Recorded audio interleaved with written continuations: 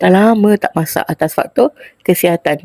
Kemarin akhirnya gigih tahu Kak ni berdiri dekat dapur tu sebab terlalu teringin nak makan daging goreng kunyit cili padi bersantan. Alhamdulillah, setiap aroma masakan yang penuhkan ruang dapur Kak ni tu rasa sangat tenang.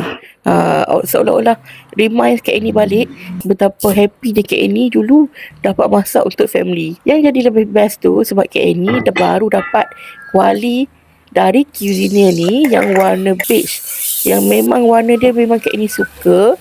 Dia memang lembut, cantik dan minimal, elegant, timeless. Ini memang Kak ni suka periuk yang design macam ni.